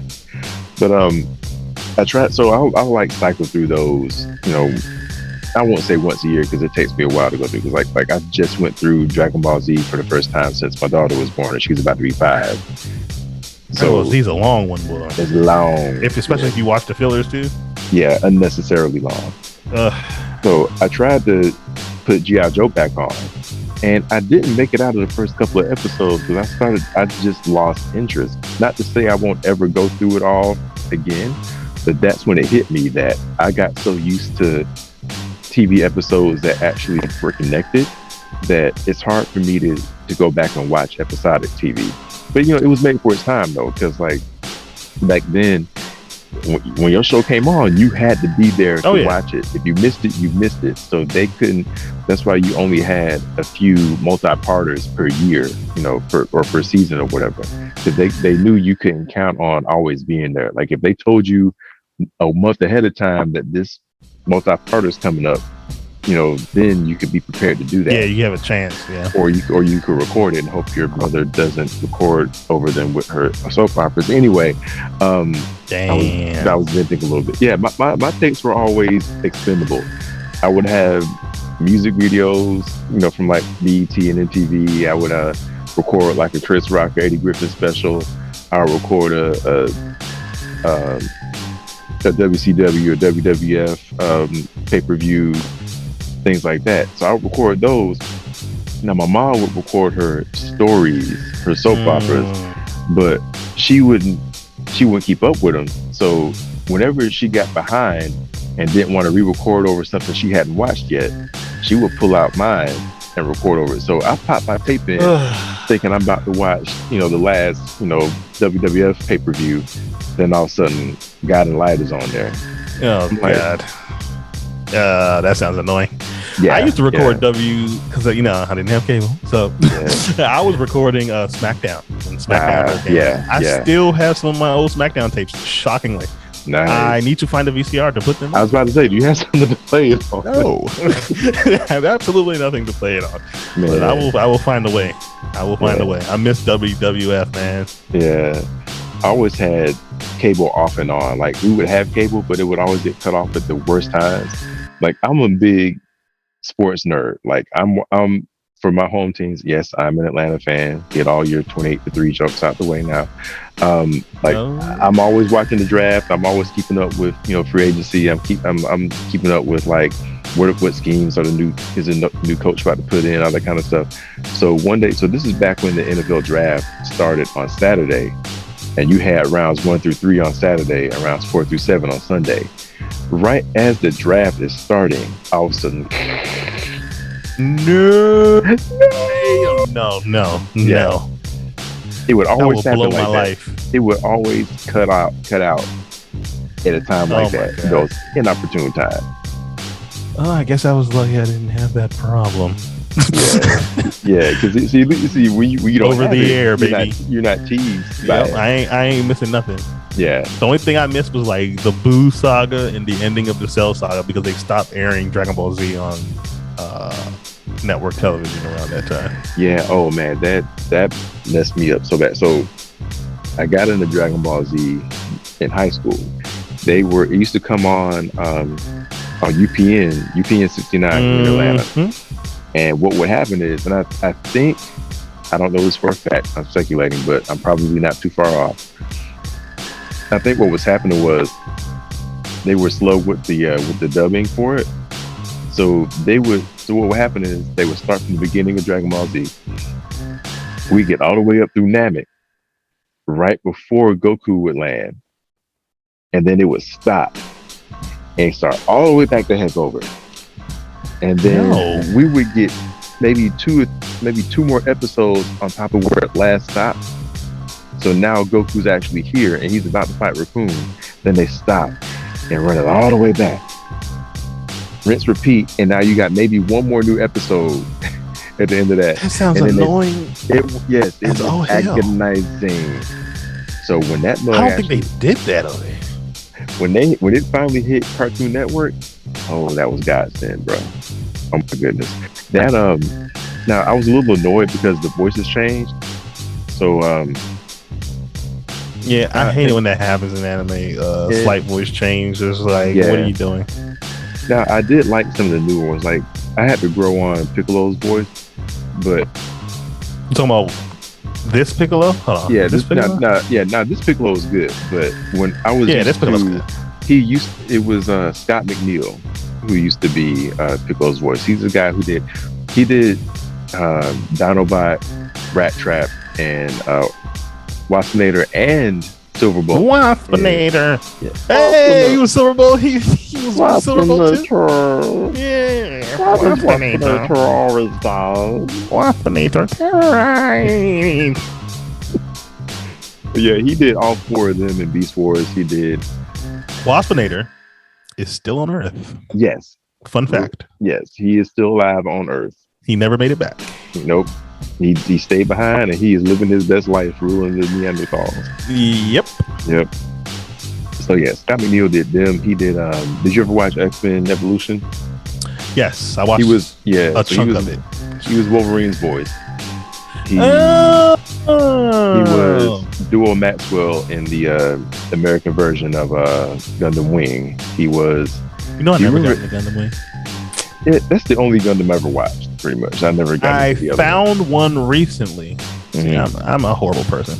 I found a version recently that piqued my interest. I think it's called Gundam Wing 00 or something like that. Okay, I'm gonna check that out. I forgot. I think it's called Gundam Wing 00. But 00. I know I'm probably butchering this, but whatever it's called, that's what I'm watching. It's alright. Mainly because so with me and anime, well, not me with anime in general. I like more grounded stories. I allow anime the Gundam 00. Yeah, whatever it is. I know anime likes to get fantastical, but I enjoy grounded stories, and that Gundam story, the setting of it is kind of almost modern day-ish, like our life, but like there was a bunch of wars and things happened in the Middle East that caused an apocalyptic situation, and we have Gundams. We just so happen to have Gundams, and I kind of like that. Okay. So it kind of got me into that. But yeah, I tend to stay more. People gonna get mad at me, but I'm not a Naruto fan, even though my old account was Photojutsu. Yeah. I'm not a Naruto fan. I've seen a couple episodes, but I never got into it. Yeah, I'm very. Some people, I've never been called this, but I'm pretty sure once I tell people what animes I've liked, they would probably label me as this. I'm a very basic anime fan. So Robotech was my first, then Ronin Warriors, then Dragon Ball Z, which is still my favorite. So Dragon Ball Z and Dragon Ball Super. I respect Dragon Ball. I know things that have happened in Dragon Ball. I don't really have an interest in going back and watching the whole thing. It's an adventure. Yeah. That's what it's meant to be. So that Gundam Wing, and I'm caught up with everything dubbed on My Hero Academia, and I'm still not caught up. Season 5 I need to watch. Yeah. I think the last thing I saw was, what's the last thing you saw? Okay, what's the last thing you saw? What was the last thing in season 4? I know they were dealing with what's the dude that can break you down and put you back together? I can't remember his name. The compiler dude. I can't remember his name. He has the face mask on. I think that's probably the last thing I saw too. Did this have and Lemillion is there, the guy who can phase through the floors and pop up? And they were trying to save this kid with a horn on her head? Yes. So I saw something just past that. So we're pretty much we're relatively in the same spot. All right. Don't tell me. So that, and I'm one season into JoJo's Bizarre Adventure. Everything else, like I've seen 2 episodes of Gurren Lagann. If I'm saying that right. Only 2? Yeah. Stop whatever you're watching. I keep procrastinating about it. I just want to see your facial expression when we get to a certain, like Gurren Lagann. Gotcha. Gurren Lagann hits, man. I mean, I'll be honest. I started watching it because of Yoko, but well, didn't we all? Right. Yeah. So that I've seen 1 or 2 episodes of Berserk. I've seen 1 or 2 episodes of Rurouni Kenshin because my cousin was into it, so we kind of bonded over anime a little bit. So did you say 2? All right, you need to start watching whatever you watching. Hold up, my man, but two-sided manslayer. It's weird. Like I'm willing to watch any. I'm willing to try any anime, but I don't. That's good. I don't like. I'm willing to try anything too. I even watched slice of life anime, and I found some of them quite good. Your Lie in April. If you haven't watched it, put that on your list. All I gotta say is, you will cry. What's the name of this one? Your Lie in April. Your Lie in April. Oh man, I ain't even gonna talk about it, man. Yeah, I ain't gonna do this myself, man. Don't make me go there right now. But yeah, I'm willing to watch anything once, but I'm not the kind of person who is like, oh, let me go watch this. Like I'm not hungry for new stuff. But if somebody says, hey, you should, this is a good one, like I'll check it out. Okay. I'm kind of one of them people that's like, hey, it's like my taste in music. Like I don't know anybody that's hot right now. Me like neither. I know names. I don't know none of their work. Yeah, I know their names, like Lil Baby, The Baby, because they both got baby in their name. Yeah. I think okay. Like, see, I don't like if I were to watch an awards show right now, I would know none of. I wouldn't even go to none of their concerts. Oh, Doja Cat. She's technically, well, she's the internet. She's not new. Yeah, she was on the internet before. So. Gotcha. Yeah, I just know their names. Like the first time I even heard about Cardi B was because she was on some show where she was it was like a clip of the show. I didn't even know the show existed, but like apparently she dated Peter Guns or something, and they were on the show together. What's the name of that man? Love and Hip Hop. Yeah, so it must have been a reunion. New York, because everybody was on stage and everybody was sitting in chairs and each other talking. So that's the first time I'd ever heard of her. And the only reason I know, I only heard her rap because on UFC 3, she got a song that plays. Oh, she's making money. Yeah. Oh, stuff. Okay, all right, Cardi. So that's people like her, like any like I don't know none of Future's work. I don't know none of. I don't know what he's saying. I don't know what you're saying. I don't know your work, bro. All the mumble. Right. So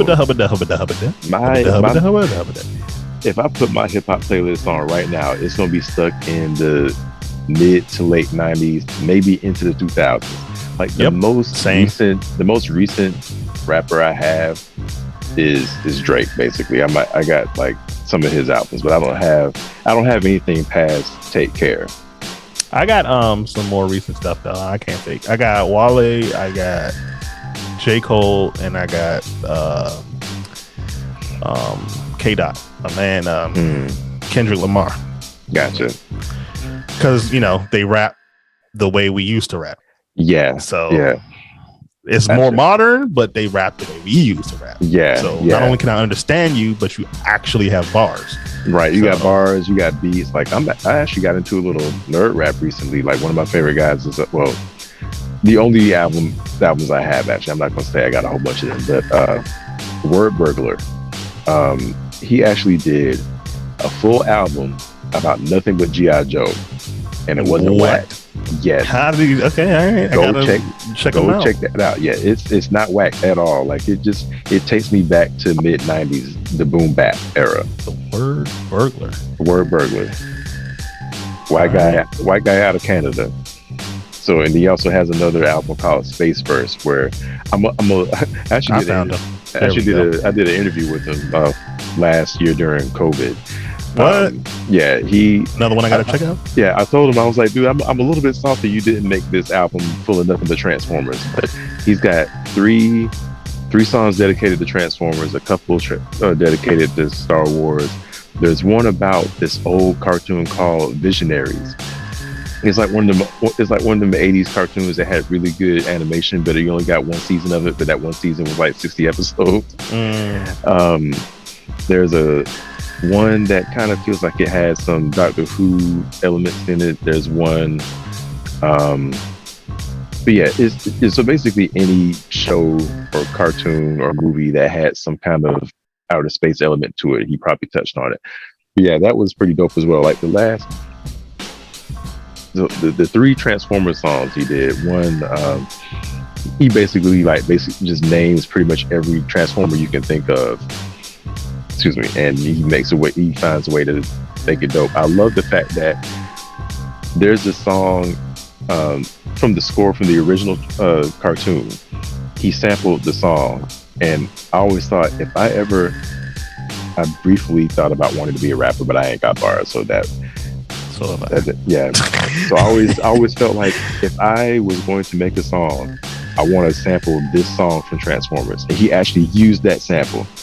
It was a different part of the song, but it was the same song. And it was super, like the moment it came, one of the songs where the moment it comes on, you're like, I love this. Like I don't even need to hear the rest of the song. I love it already. Mm-hmm. It was like that.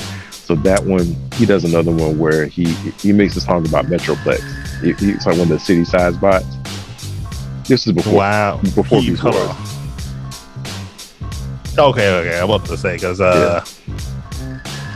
Metroplex sounded familiar. But yeah, that's before my time. That was my older cousin's time. Yeah. There you go. And then the last song on the album is about Unicron. Oh, Unicron. Yep. Are you ready for is there gonna be a season 4? Are you ready for season 4 with more Transformers, man, from Netflix? So wait, is there gonna be a season 4 or we I want one. I want one too, because there's certain things that I'm like, how did y'all not give us this already? Like, I need some combiners up in here. Oh, I need Devastator. I need Superion. I need Minotaur. I need Defensor. I need what's the Commander God's one? Bruticus. We didn't get no Dinobots. We didn't get. You're right. I'm kind of mad that they gave us some of the female Autobots, but like they left a couple of them out. Like so, this is going back to the 80s cartoon. So RC didn't come into the movie, so she wasn't the first one. There was Elita 1, Chromia, Moonracer. Moonracer. Moonracer was the one that showed up right before she got eaten by the zombies in that little valley. Yeah, in that Death Valley thing. Yeah. I was mad. I wasn't mad that she died. I was just mad that she only showed up like 5 minutes before she died. I'm mad that there are zombies. Yeah, that didn't make sense at all. Like, so why aren't they just alive? Because how does they're on? Right. If you're on, you're on. Exactly. I don't know. Whatever. But it was still good. It's still good. Yeah. So I was like, you gave us this many. So there was another one, Firestar, from that one episode where they showed. I'm sorry, an episode of the original cartoon.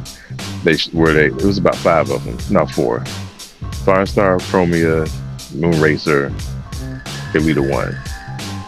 So I'm like, you gave us all of them but one, and RC. I'm like, you could have gave us that one. One. There's still some things missing. Yeah. Then I'm still happy though. It was visually great. Rampage. Yeah, they didn't give us a whole. We need Rampage. They killed off a bunch of the Predacons before we got there, but they basically made clones of Scorponok instead of Scorponok just being just. I know one. The last of the Scorponok. I'm like, he looked like Rampage. At first, I thought it was Rampage because he has like a sort of a Rampage-ish color scheme, but he's also a transmetal. Wait, Rampage is actually a crab. Yeah. Wait, are you talking about the Scorponok from Beast Wars, or are you talking about the Scorponok from this show? Okay, the Netflix show. That's not the real Scorponok. No. Okay, we got to go way back. So that you talking about the really big one, right? The really big one. The last of the Scorponok. He is the original Scorponok. That's the last. That's the real Scorponok. Yeah. So Scorponok from Beast Wars was named after him. Scorponok from Beast Wars was named after him. Yeah. So he was. Okay. Remember I mentioned those big city-sized Transformers. So season 3 of the original Transformers, the Autobots had Metroplex. He was this big black and white city-sized bot. The Decepticons had Tripticon. So he was a gangster. Yeah, from the west side. Tripticon. Scope. Tripticon, not Crypticon. Oh, okay. My bad. No, I like that though. I like that. So they were both triple changes. Like, so you had Metroplex was a big, huge robot. He would transform into a city, but then he would also transform into like a mobile battle station. So same thing with Tripticon, but instead of being a humanoid robot, he was a Tyrannosaurus Rex. A big ass T-Rex. Yeah. So like bigger than Godzilla type T-Rex, like huge. Like if I'm Metroplex, regular size Transformer is like this. Oh crap! Yeah, that's how big they were. So I need to do my research. I need to do more digging into the. See, this is what I love. The Transformers universe. That's why you got me here. That's why I'm here. But season 4, which if you look at the American version, is actually only 3 episodes, but the Japanese version kind of ignores those 3 episodes and takes the same concept and makes like, I don't know how many episodes of it. It's like a whole other box set. So season 4 brought Fortress Maximus and Scorponok. In the cartoon, both of them were also city-side spots. Okay. Right. You know, but if you look at, because G.I. Joe and Transformers were originally in Marvel Comics for their comics, right? Yeah, I remember. Yeah. Now, the Scorponok we saw in the Netflix series was based off of more the comic version of him. Because the comic because the comic version of Scorponok and not Metroplex, Fortress Maximus, they were like combiner sized robots. So they were like big enough to like hold Megatron or Optimus Prime in their hand like this, but not big enough to where they were actually city size. So basically, depending on what continuity you were looking at, that changed what size they were. So yeah, the Scorponok that we saw in Earthrise, he's the original Scorponok. Okay, all right. So he's the OG. All right. Yeah, but I was mad that we just saw him for them 1.5 episodes, and then like we don't get any inkling of what he was doing on that other side of that portal. Like we don't get no backstory. We just get why he was tripping out. Right. We didn't get to see Skylinks for like a half episode. He's from season 3 of the original as well. I had to do research on him. Yeah. I looked him up. There's a bunch of them that we don't even get to see in their alt mode at all. How are we gonna have Transformers and there's certain ones that we only get to see them in robot mode? Yeah, they don't actually do the transforming. Well, probably budget. It costs money to transform them. Like, it doesn't. But it's one thing. No, I guess the animation to transform them probably costs something, but it's the same assets over and over again. Yeah, It's not like they have to draw anything. Yeah. So, and I don't know. Similar what we were talking about with Dragon Ball Z, I didn't like some of the voice changes for the because why did Tigatron sound like the original Dinobot? I'm used to Tigatron sounding like a black guy. Yeah, like a wise black guy. Yeah. A wise, not too old, like old enough to be young, in the 40s. Old enough to be your dad's younger brother, but not old enough to be your dad, kind of black guy. Yeah. Now I didn't like that Dinobot didn't sound like the original, but I did like his new voice. Like you can tell he was. His voice didn't bother me. Yeah, his voice did bother me. Megatron's. That was the trashiest Beast Wars Megatron voice ever. I was just waiting for yes. I was like, and then we got Megatron. I'm like, whoa, who is this guy? I'm like, how you gonna make him look cool but sound like trash? He might as well been Barney, you know. He was.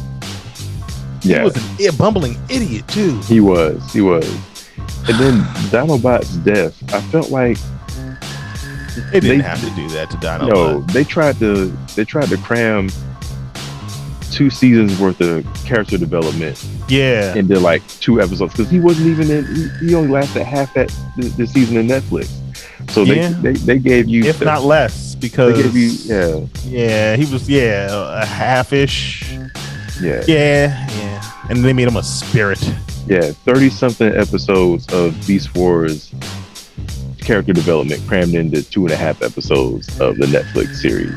You know why? They know who's watching. They know it's us. Yeah. So they were trying to tug on our emotional heartstrings and kill Dinobot. I'm like, right. So I had a love-hate relationship with it. Like they made it work. It just felt too fast. What do you think about Optimus Primal's voice? I have mixed feelings about it. Yeah, same. It's like I didn't hate it. Hate it, but I don't like it. And he's supposed to be a scientist, not really a warrior. Well, I guess he's hardened now. Yeah. We're meeting him when he's already been hardened and he can't take it anymore, and he's willing to kill Megatron. Yeah, they did kill off half of the Predacons, so they're hardened by that point. Yeah, they can't take it anymore. I do wish though. is, well, no, they were smart to give us the original body style, but I did want to see some trans metals. I love the trans metals. Yeah. I still would love to have seen what Pterosaur and Scorponok would have looked like, because they were about to turn and then they fell into lava. Man. Why? They didn't want to pay for that animation, boy. They didn't want to pay for that. Thank you, Netflix. Yeah. Give them another budget. I hated that Dinobot got just straight schooled by Starscream, though. Like, that needed to be a good fight. Like, you know who else needed to be there? Who? See, Starscream's foil to me has always been Tarantulas. Why was he not there? Remember, Tarantula to Beast Wars to me, like, you know, everyone has their counterpart to the original Transformers. To me, Starscream, because remember, Starscream was always trying to screw over Megatron. Yeah. Tarantulas is always trying to screw over. I see where you're going now. Megatron. Tarantulas should have been there as Starscream's counterpart and let them have an interaction. They are the intellectuals who always trying to screw over the master. Yes. He needed to be there, because how can you have Black Arachnia there without him? It doesn't even make any sense. Right. You know, I feel like Starscream got in the original Beast Wars, I feel like Starscream got spread out across several characters, because like when you first meet Dinobot, he gives you Starscream vibes, because he's like trying to overthrow Megatron, but then he of course goes over to the Maximals. Pterosaur in voice, he was like a bumbling version of Starscream. Yeah, he was the and he tried to overthrow Megatron. Flying. Yeah, bumbling. Yes, and he did try to overthrow at one point. Yes, at one time. He's like, he's gone. I'm in control now. Yeah, he did try to seize power. Yeah. Now, Tarantulas, he had some Starscream in him, but I feel like, and you got to go back and watch season 2. No, the last episode of season 1 in the original Transformers. Look up the Constructicon. I feel like Tarantulas is a mix of, he's got some Starscream in him, but he's also got some Scrapper from the Constructicon. Excuse me. He was the leader of the Constructicons. He was I think it's called a payloader. It looks like a bulldozer, like it has that big shovel in the front like a bulldozer, but it was on 4 wheels and not Caterpillar tracks. I think I've seen that one toy. Of those. Yeah, so a little bit of Scrapper, and also, so he was the right leg of Devastator. Devastator was the only one where each one had to be a particular limb, whereas the other ones, you had one person that had to be the middle, but the other ones were interchangeable with the limbs. Yeah. Now his other leg was Mixmaster. He was known to be like this mad scientist type dude. So he had a little. Tarantulas had a little bit of 3 different characters. Yeah, a little bit of Starscream, a little bit of Scrapper, a little bit of Mixmaster. They even took that further. There's the IDW comics for Transformers that was like mid 2000s. So you remember when Tarantulas became a Transmetal, right? Yes. So instead my favorite version of Tarantulas. Yes, I had that one too. That was beautiful. So beautiful. Oh, he's so beautiful, man. So you remember his original form, his legs became machine guns, right? Yep. But in his Transmetal form, he's a motorcycle. Yeah, his wheels was on his shoulder and he would fire missiles out of it. In the IDW version of the Transformers comics, Scrapper, the same one I'm telling you that I feel like he is a little bit of him is in Tarantulas. He's got wheels on his shoulders, and there's a scene where he's shooting missiles out of his wheels, and I'm like, y'all confirm what I've been thinking the whole time. Oh man, Tarantulas, I miss you, man. Yes. So taking this a little bit further, I feel like Cheetor was Bumblebee. Yeah. I feel like Cheetor was Bumblebee. Yeah. 100%. Rhinox was a mix of Ratchet and Ironhide. Yes, 100%. Yeah, with a little bit of wheeljack, but The only difference is Rhinox's inventions never blew up in his face like Wheeljack's did. Yeah. Rhinox was actually competent. No offense. Yeah. No offense to Wheeljack, but we see Rhinox's theories were correct, and it usually panned out. Scorponok was a less competent version of Soundwave because he was that snitch, that right hand man, the second in command. Megatron, so and so was doing. I'm like, nigga, shut up! You snitching. Yeah. Stop snitching. Now we got some people who had the names of other ones, but not the personality. Like Silverbolt was originally he was the leader of the aerial bots of the. I did not know this. Yeah, so it was so you know how in the original Autobots was all cars and the Decepticons were all jets. Mm-hmm. So there was an episode where the Autobots got a group of 5 jets, and the Decepticons got a group of 5 cars, and they were combiners. So the Autobots had the aerial bots, the Decepticons had the Stunticons. The Stunticons? Yeah, like stunting. Yep. Number one stunner. What? Yeah. What the hell? Yeah. So I think Rumble, one of Soundwave's tapes, he's like, they're doing some crazy stunt driving, and then that's when Megatron was like, yes, the Stunticons, and that's how that came around. Dude. So yeah, the names of these characters. Man. Silverbolt was the leader of the aerial bots. Rampage was originally a Predacon, but not a Beast Wars Predacon. There was a combiner group called the Predacons. So these were the original Predacons. It was just a group of 5 Decepticons that was, and it's funny that they say Predacons, but not all. Only 3 of these were actually Predators. So the leader, Razor Claw, was a lion. The 2 arms were Rampage, a tiger, Dive Bomb, a condor, and the 2 legs were a bull named Tantrum and a rhinoceros called Headstrong. And they were known as like the baddest combiner because they basically just operated off of instinct. So like they would always beat whatever other rage. So you're trying to tell me there's so much lore that I am missing. Yes. Now I have so much research to do, man. I have so much to look up now. I love Trans. Have I corrupted you further? Yes. You called the problem. Because I ended up starting collecting things again, and it started with this. Yep. They brought back like OG cards from back in the day, and I kept getting ads for it on Instagram. And I'm like, is that a Charizard? And so I asked my friend about it, Olsen. He's a big Pokemon fan. And yeah, he's the one who actually got me back playing the games and everything. And I just went down a whole rabbit hole. Big old rabbit hole. So now I'm back into Pokemon. Now I have so much more research to do on Transformers, and I need to get some figures. I'm jealous. I will send you all the stuff I know. I will feed the addiction. Yeah, so much money's gonna be wasted.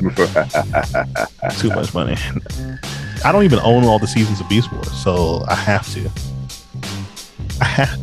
do it. Now I'm jealous. I have to have all the seasons of Beast Wars and watch them like I haven't just watched them a couple weeks ago on Netflix. Yeah, I bet you if we both start watching it again, like we'll catch stuff that we didn't catch the first.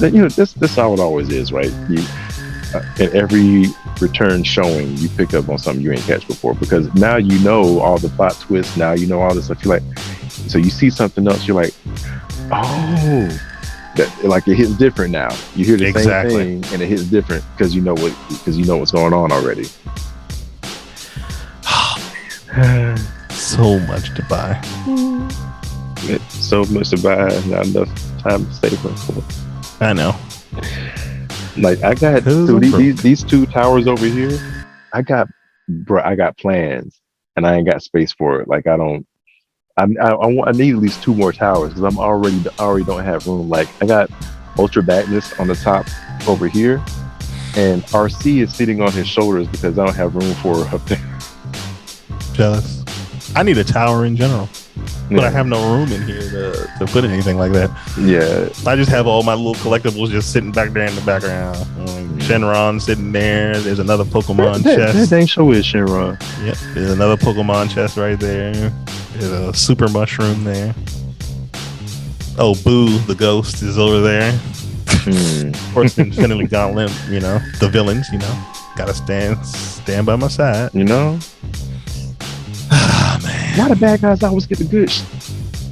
Hey, man. That famous line. I mean, he was right. It's the truth. He was right. Always blinked out. Well, they end up dying in the end, but I turned it off before that happens. Yeah. Turn it off before it happens. It didn't happen. They gonna die, but they die with the best drip though. Yeah. Thanos did tap out dripping. Speaking of, I need to watch the Eternals. Even though I kind of know exactly what happens, I kind of spoiled it myself. I still want to watch it. It's worth watching. It's just slower than what you're used to with Marvel movies. Yeah. And the thing, I just wasn't impressed with any of the characters. Like for instance, the Gilgamesh, the one who's supposed to be the one who he has the armor and the super strength. I don't feel like he could fight very well. Like he would you would see one of the deviants come along and he just wind up with this one single punch and bow, and he sent him across. But it's just like, I feel like Luke Cage could take him. Yeah, he's not really a fighter. He's a brawler. Yeah, and then a brawler, not a fighter. There's the guy, I forget his name, but he's the one played by the Indian or Pakistani guy. I probably said that wrong. Sorry. We did a video on him. I forgot his name. But all he did was pew pew with his fingers. Like that's all he has. Spirit gun. The spirit, yeah. That's all he has. And then of course, like Icarus, like he's got the Superman vibes, flight, laser eyes. Like there's he's Superman. Now there's certain people I'm rooting for character wise, like Phastos, because of his orientation, wanting him to succeed, because because I wanted, because they got that representation, wanting that character to actually do something. So I do want to see more of him. I do want to see more of what's her name? I used to know her name. I can't think of her now, but she's the one who had super speed, and I know her from The Walking Dead, because I think she is still alive there. So I saw her in Walking Dead before she was in Eternals. But Makari is her name in Eternals. So I want to see more of them too, just for the representation fact. But other than that, like, there's nobody in the Eternals who I'm like, ooh, I want to see more of them.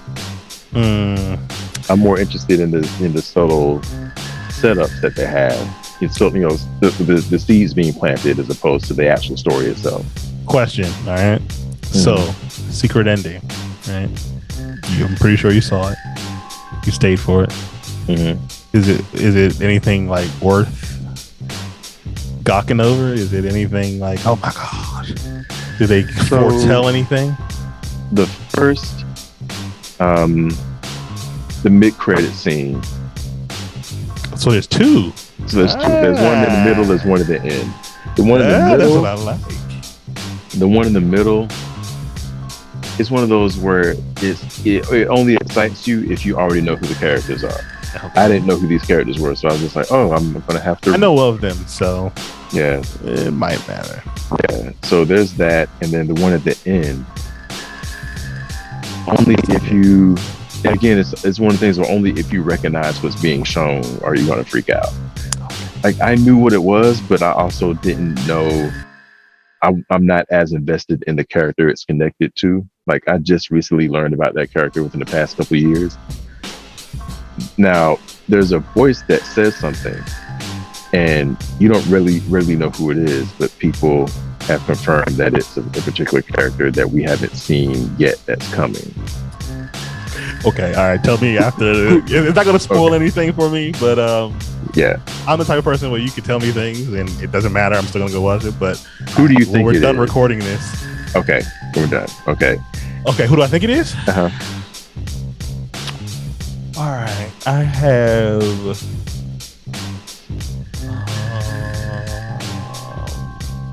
Okay, because we're talking about the Eternals here. Okay, so I have.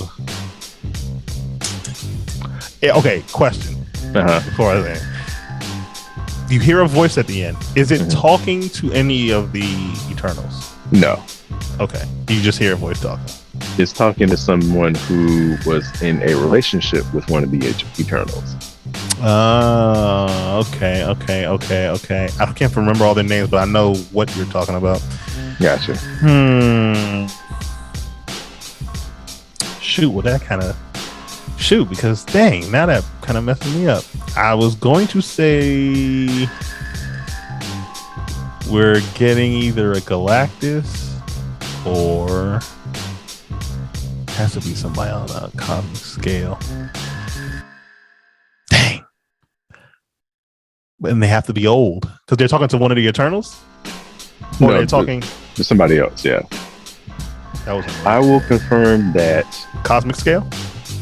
I will confirm that there is no blatant, obvious hint at Galactus, but I do still think that they are hinting at him because it's gotta, because he was there for the incarnations of the universe. He's left his own universe to come to others because his was destroyed. Yeah, and plus, because I don't believe it's a spoiler to say that you're going to see a Celestial in Eternals.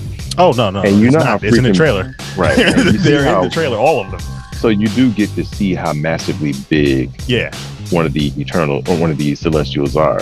So one could say that because you see how big that Celestial is, that preps us for seeing Galactus at some point, simply because now we've seen something else that is that big size. So it's a subtle, it's an implied kind of nod to that.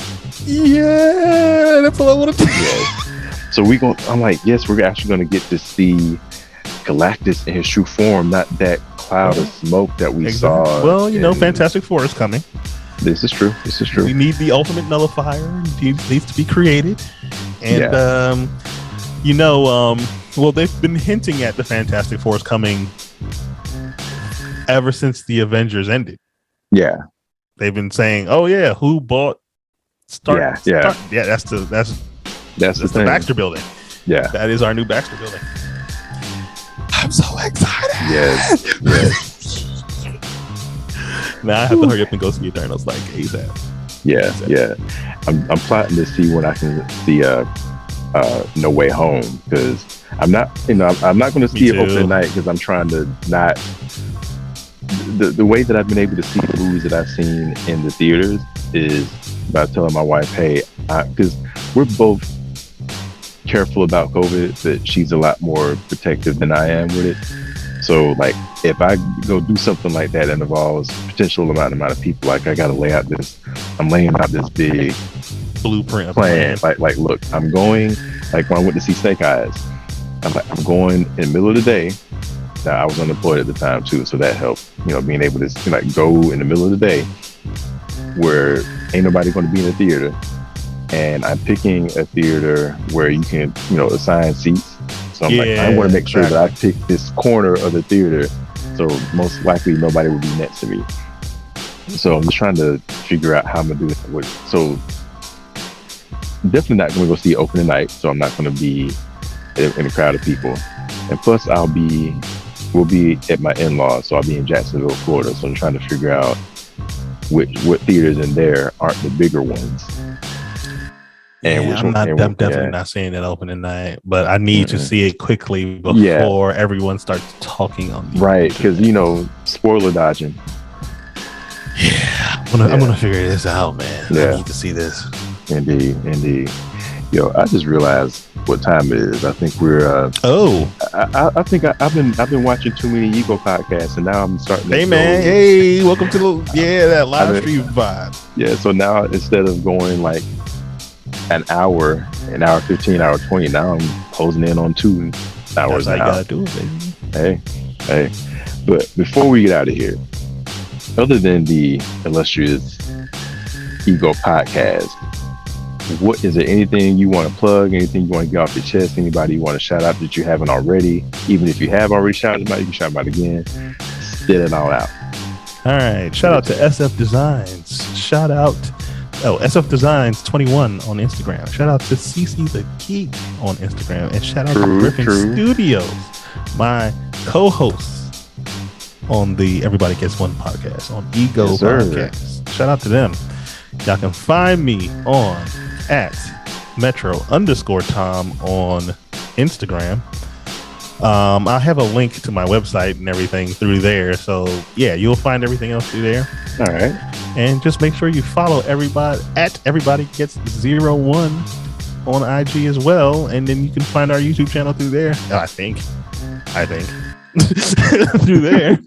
Or you could just type in Ego Podcast or Everybody Gets One. I think type in Everybody Gets One podcast. Yeah, I think that's how I found it. Yeah, that's how I find it more quickly. Just typing it, Everybody Gets One, as opposed to just Ego. Yeah, because then you got to scroll down a little bit to find it. Yeah, just follow the crew, man. Follow the crew.